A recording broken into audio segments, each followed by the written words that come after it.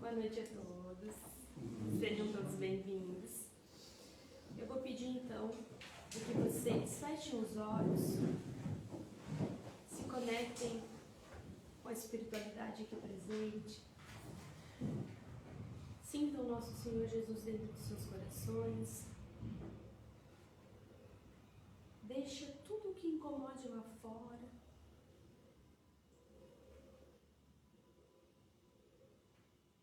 Se permita.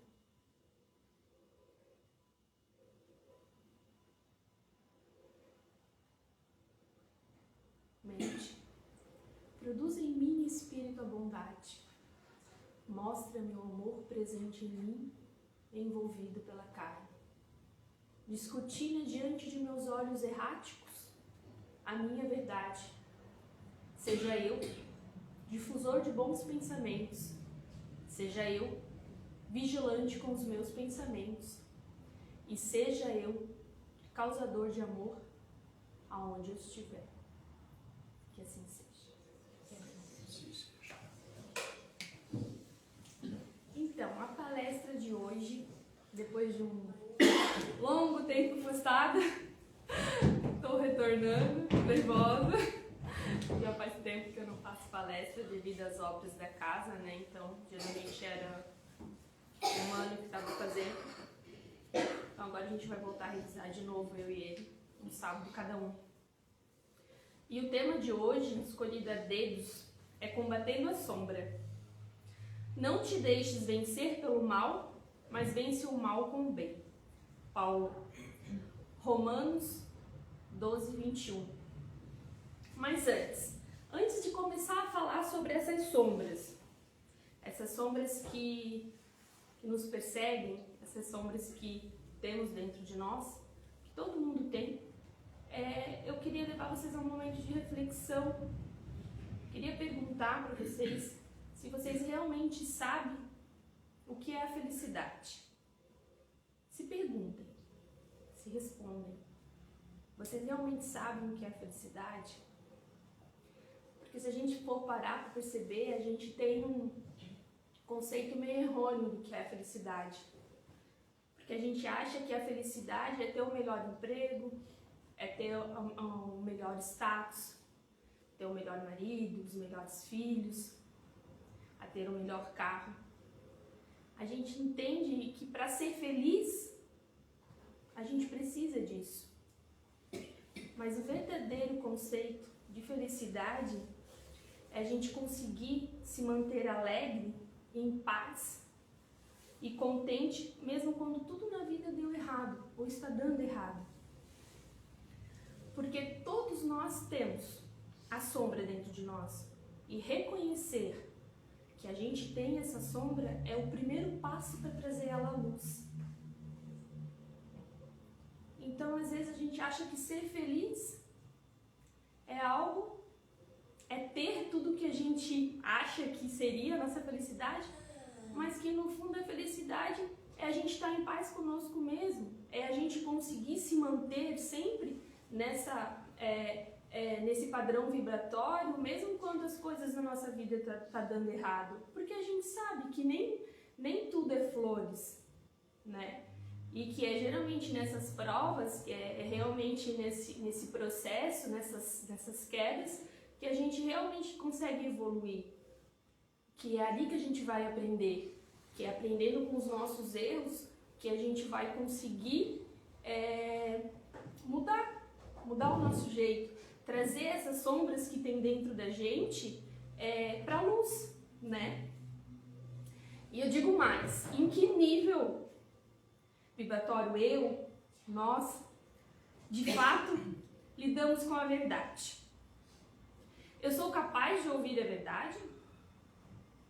Sobretudo a verdade sobre mim? Eu sou capaz de enxergar a verdade em mim? E eu não digo a verdade dos outros, eu digo a minha.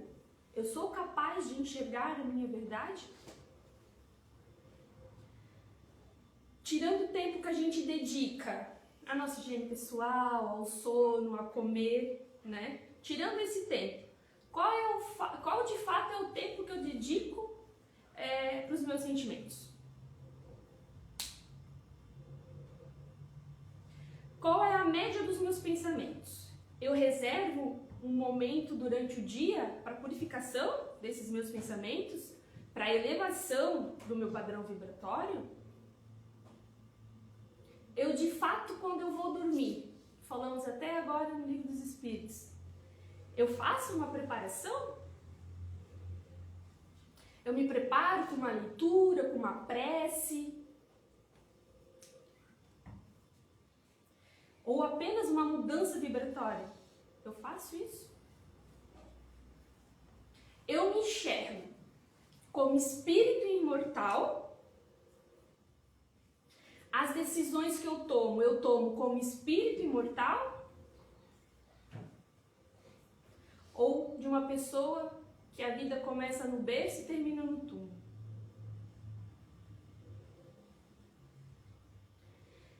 Eu realmente atendo às necessidades do meu ser?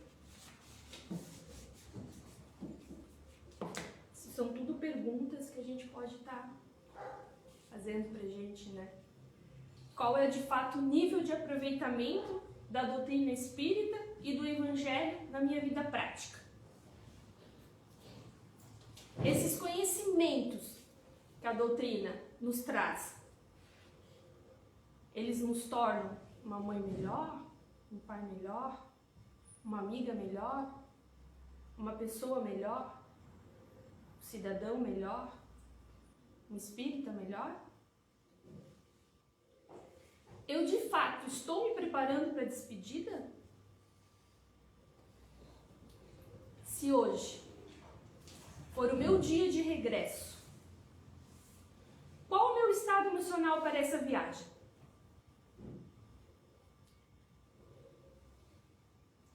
Essas são algumas perguntas que elas têm que ser respondidas diariamente. E esse conhecimento a doutrina nos traz e é libertador.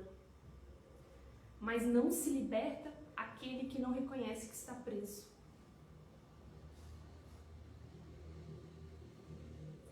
É preciso identificar as algemas, as nossas amarras, mas sem se entregar à culpa. Porque ninguém sai da flor para o fruto. Tudo demanda de tempo. O nosso processo de aperfeiçoamento ele é gradativo. Todo dia, uma sementinha. Não é de um dia para o outro. Porque às vezes a gente quer as coisas muito instantâneas. Não, tem que ser para hoje, tem que ser. E não é gradativo. Todo dia. Ninguém se torna um anjo apenas pelas suas intenções. É preciso esforço, paciência, tolerância, amor próprio. Reconhecer nossas sombras e nossa luz é um princípio de humildade, de estratégia.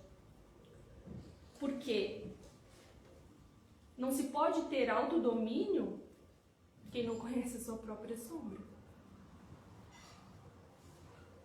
Pois o inferno e o paraíso não estão tão distantes assim. Surpreendentemente, eles convivem simultaneamente dentro de nós. E esse é o desafio. Eu espero que todos nós conseguimos, né? Porque a doutrina espírita, ela nos traz esse conhecimento que a gente precisa para seguir. A gente tem essa arma na mão e vários outros livros que nos libertam, só que a gente não usa. Então fica aí um momento de reflexão para todos vocês, para ver se realmente a gente anda praticando o que a gente fala, para ver se a gente anda colocando em prática o que a doutrina espírita traz para a gente. E que a gente muda esse nosso conceito de felicidade, esse padrão que a sociedade nos impõe, de que a gente sempre quer e acha que para ser feliz a gente depende do que os outros pensam ou de ter o que os outros têm. E felicidade não é isso. Aqui a gente está só de passagem. E por que não aproveitar esse momento que nós estamos aqui para aprender, para estudar, para ser uma pessoa melhor, para cada dia trazer a nossa sombra à luz? Porque todos nós temos a sombra dentro de nós. É a dualidade, é o paraíso e o inferno.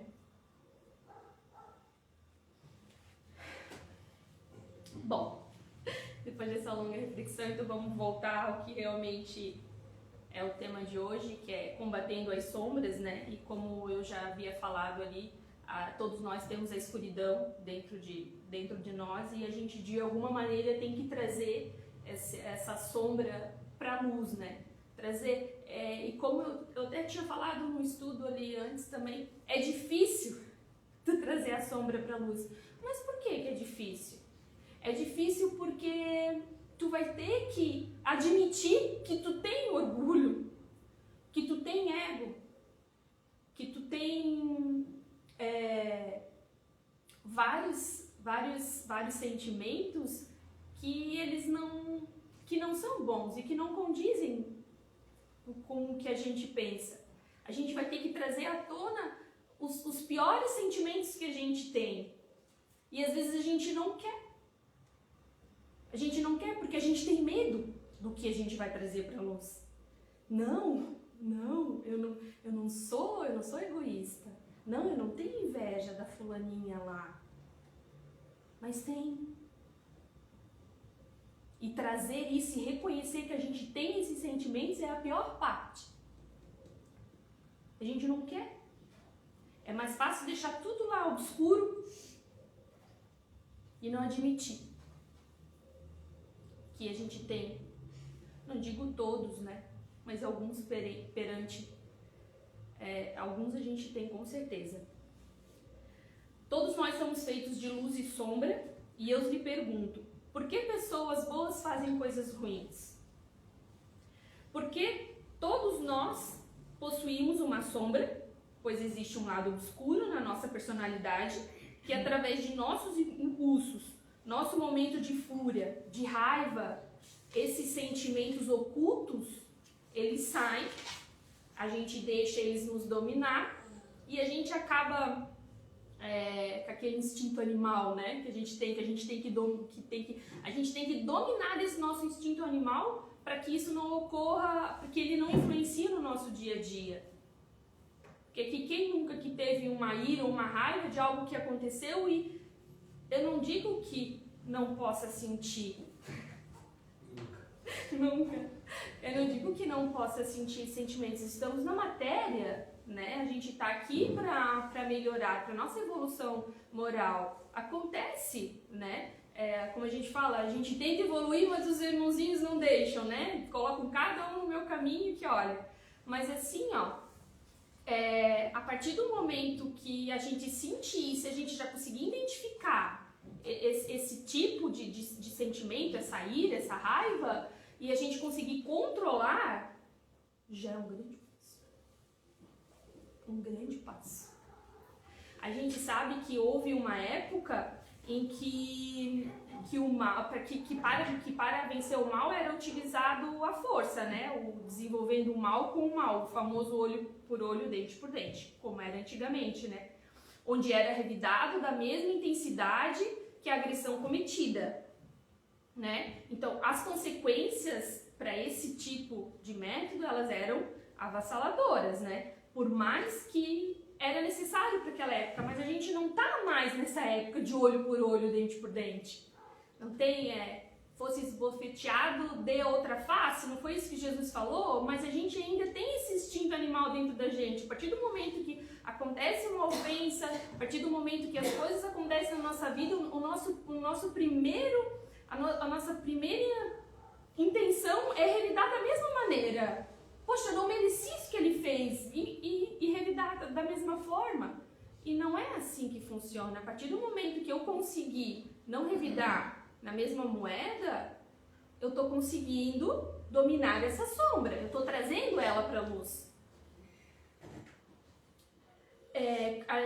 com o passar dos anos, como ser espiritual, o homem percebeu, passando essa época do olho por olho, dente por dente, o homem percebeu que ele estava em buscas, ele necessitava conquistar outros valores, né? Trabalhar os seus sentimentos, a sua sensibilidade, educar-se moralmente, entendeu-se que precisava cultivar o bem através do qual se trabalha e promove a superação de hábitos e paixões infelizes que teimam em se manifestar. É o famoso que a gente não consegue, né? O abandonar o homem velho para que o homem novo venha, né? Tá na hora da gente abandonar o homem velho e deixar o homem novo vir.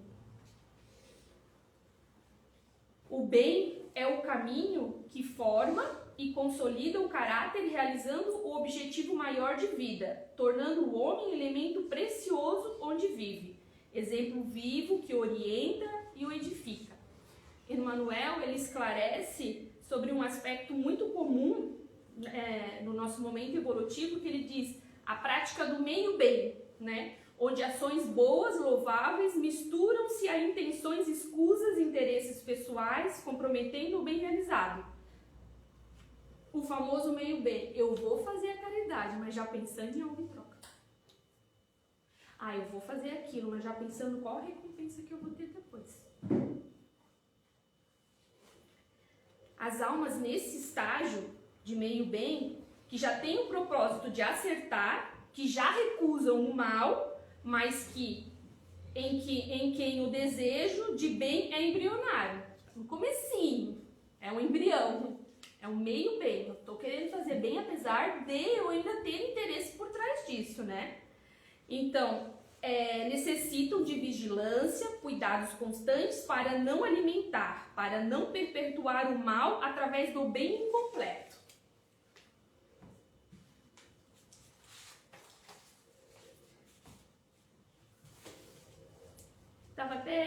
Falei hoje no curso, ainda brinquei que eu dei spoiler, mas eu até vou parar o meado da palestra para falar sobre o que a gente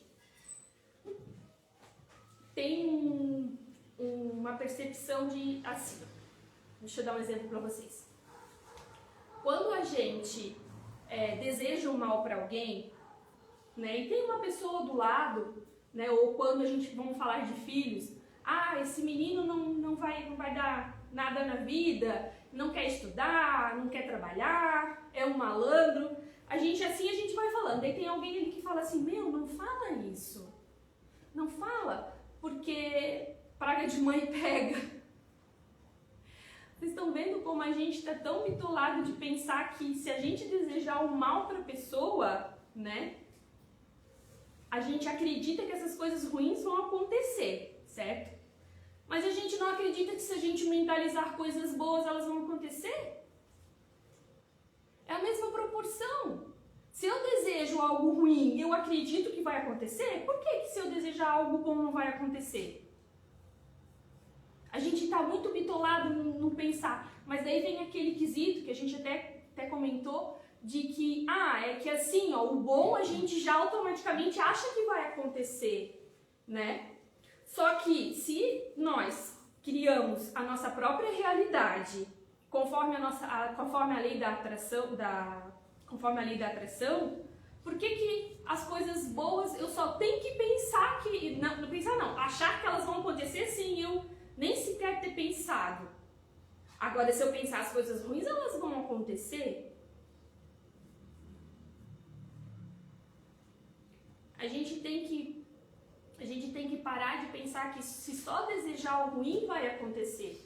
A gente tem que começar a desejar as coisas boas. A gente tem que acordar todo dia de manhã e pedir que o amor entre nos lares de todos os necessitados, pedir que a luz alcance os umbrais, esses irmãos tão sofridos. Mas a gente, quando ora de manhã, até não orando, a gente é egoísta, porque a gente pede para nós mesmos que o meu dia seja bom, que tudo dê certo. Não é verdade? Vamos começar a orar de manhã Porque se todos nós somos irmãos, se todos nós somos conectados por essa grande malha, a partir do momento que eu desejar coisas boas para todos, automaticamente eu vou alcançar isso também. Se eu acredito que a coisa ruim que eu desejei vai alcançar aquele irmão, então acredite que a coisa boa que você desejou vai alcançar aquele irmão também.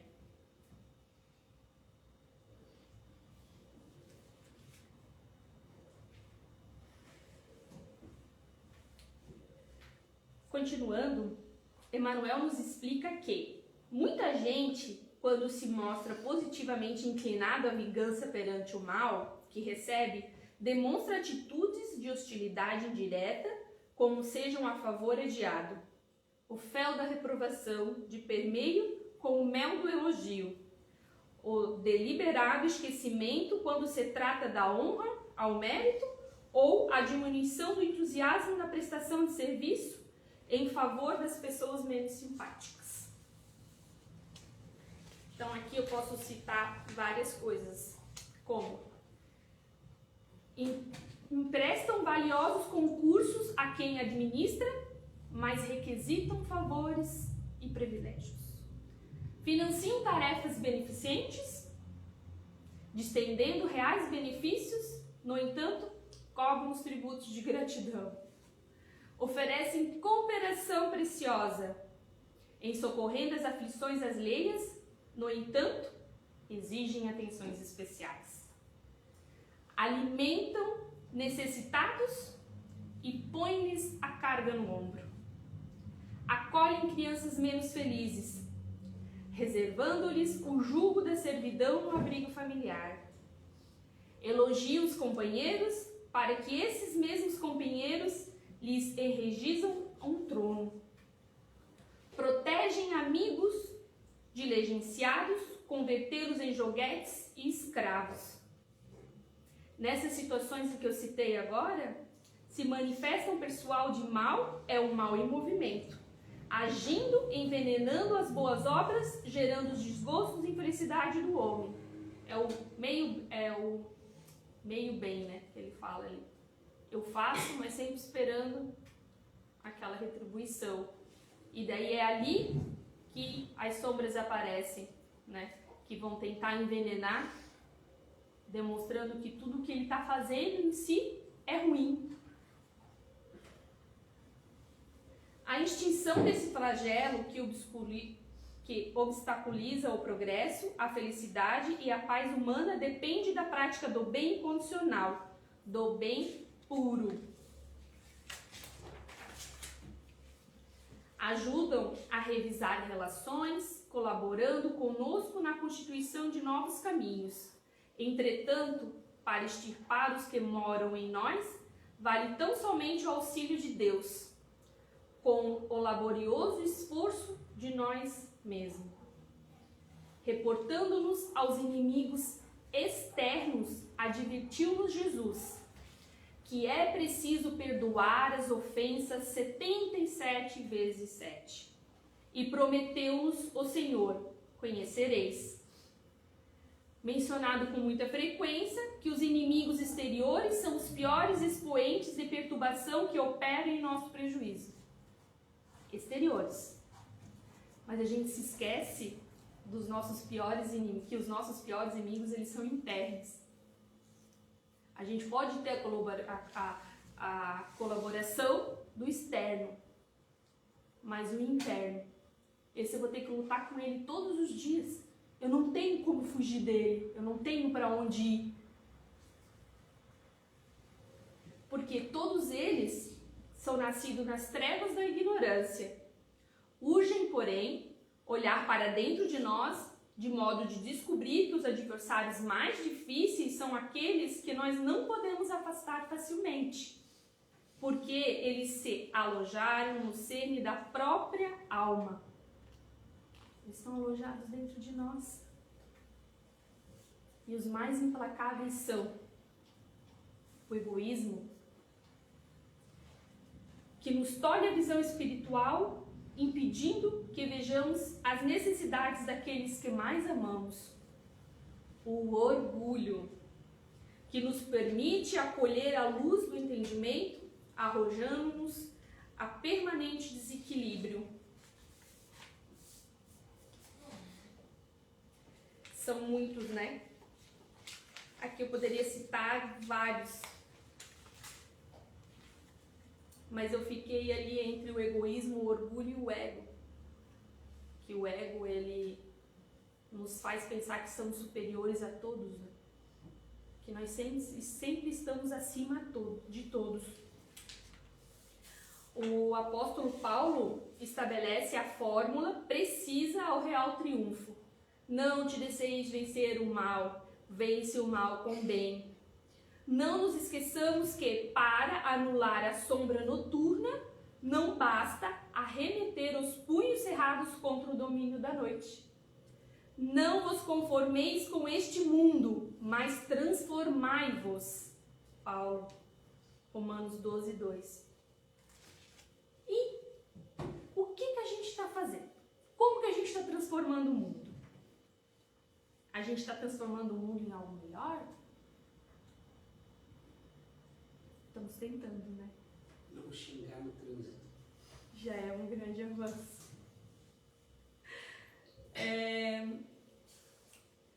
É que a gente geralmente, o ser humano, ele vive num jogo de interesses, né? Onde é a barganha, o que eu ganho em troca com aquilo que eu vou fazer, né? Existe muito isso. Então, a gente acaba meio que se deixando levar por isso, né? Mas que, como diz Chico Xavier, fora da caridade não há salvação, né? Aquela caridade, ela tem que ser aquela sem interesse nenhum. Aquela que tu doa o teu tempo, que tu doa amor, carinho, ou que seja dinheiro, o que for, mas que tu doa sem querer algo em troca. Que tu faça aquilo ali simplesmente porque te faz bem.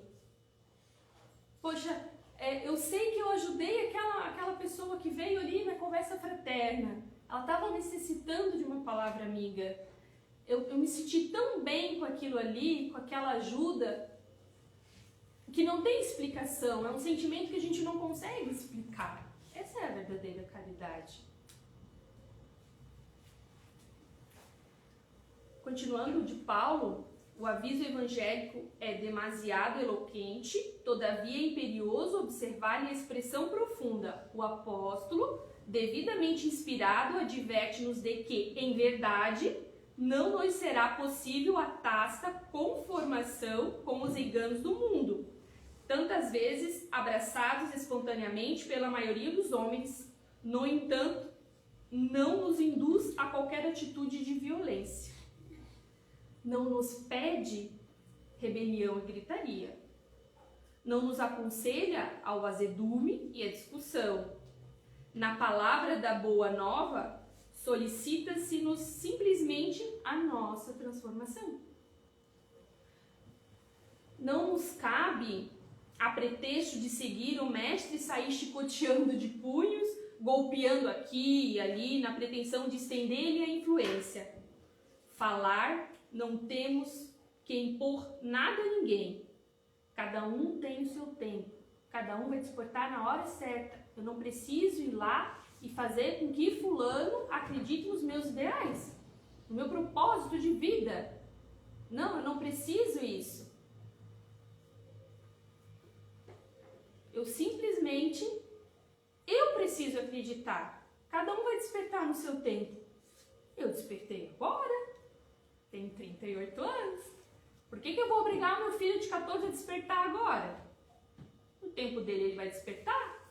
Porém, nós como os pais, estamos plantando uma sementinha. Estamos mostrando para eles que a gente está praticando bem. Em atitudes, nem preciso falar em palavras. As minhas atitudes mostram quem eu sou. E no futuro eles vão reconhecer isso?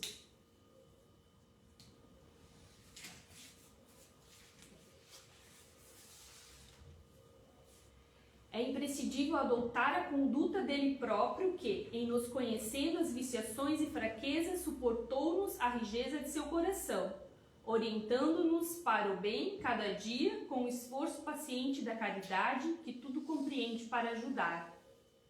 não movimentes deste modo o impulso da força, constrangendo os semelhantes a determinadas regras de conduta, diante da ilusão em que se comprazem. Renovemo-nos para o melhor. Elevamos o padrão vibratório das emoções e de nossos pensamentos. Cresça para a vida superior e revela-te em silêncio, na altura de teus propósitos, convertendo-te em auxiliar precioso da divina iluminação do Espírito, na convicção de que a sementeira do exemplo é a mais duradoura plantação do solo da alma. Que foi o que Jesus fez, né? Quando ele esteve em terra, milhares de anos, ele plantou a sementinha. Agora que eu estou enxergando ela. Mais ou menos. 1500 anos. Não te resignes aos hábitos da treva, mas clareia-te por dentro, purificando-te sempre, mas a fim de que a tua presença irradie em favor do próximo, a mensagem persuasiva do amor, para que se estabeleça entre os homens o domínio da eterna luz. Porque, gente, o medo de sofrer é o que nos subtrai as melhores oportunidades de progresso. E tantos outros agentes nocivos que nos instalam o espírito, corroendo-nos a energia e depredando-nos a estabilidade mental. Para a transformação dos adversários exteriores e interiores, contamos com amparos dos nossos amigos, né? Com o amparo da nossa família, de todas as pessoas que estão do nosso lado e que querem nos ajudar, né? E eu tô vendo que eu já passei ele um pouquinho. Não vou conseguir terminar tudo, mas eu sei que Combatendo as Sombras é um tema bem complexo. Eu até estava falando com a Lu que eu montei uma palestra que vai levar várias palestras, mas falando sobre a organização das sombras, porque eles têm sim uma organização, eles têm ética, eles têm moral, eles são perfeitos no que eles fazem, assim como a luz, né? Tem todo o mal também tem. E só que eu até tinha comentado com a Lu e que me deixou até um pouco triste é o saber que a gente consegue acessar muito mais fácil essas energias sombrosas do que as energias da luz, que estão ali do nosso lado também, né? A gente consegue acessar muito mais fácil a sombra do que a luz. Então, por isso que eu convido todos vocês a refletirem, a trazerem, né, para a luz essas sombras que vocês têm dentro de vocês e que vocês consigam aprender com isso, porque é diário, é uma plantinha, é uma semente que a gente vai plantando todo dia e não é fácil. Mas a gente está aqui e com certeza a gente vai ser vitorioso no final dessa caminhada, assim pretendo, né? Eu vou finalizar até com uma frase do livro do Pai Joaquim, que ele fala, que é um livro maravilhoso, convido todos a vir fazer o estudo dele, que ele diz assim: seja luz e nunca escuridão. Se não sabes o que falar para aquela pessoa que está do seu lado necessitando, não fale. Não coloque mais perturbação naquela mente que no momento está precisando de auxílio. É isso. Então, vamos fazer uma oração para finalizar. Depois vocês podem ficar sentados, que devem ser chamados para o passe, para a bioenergia, certo? Ó Senhor amado, Criador de todos os mundos, do céu, da terra e do mar, Abençoai o lar Casa Irmãos de Luz. Abençoai todos os lares que à nossa volta estão. Distribui sobre a terra suas bênçãos, suas glórias e a força de seus pensamentos. Salve o povo cigano, salve Iemanjá, a rainha do mar. Rosas brancas te oferecemos a paz do mundo, assim como a nossa paz, a paz da Casa Irmãos de Luz. Pai amado, assim seja feito em teu nome, através de seu Filho Jesus, que ao mundo trouxe a luz do paraíso. Ó Jerusalém, cidade sagrada, ó Nazaré, cidade amada, sagrada, consagrada, iluminada pela luz dos bastiões dos céus. Iluminai a Casa Irmãos de Luz e orientai as almas perdidas que ali estão a seguirem o caminho da retidão. Que assim seja. Glória a Deus.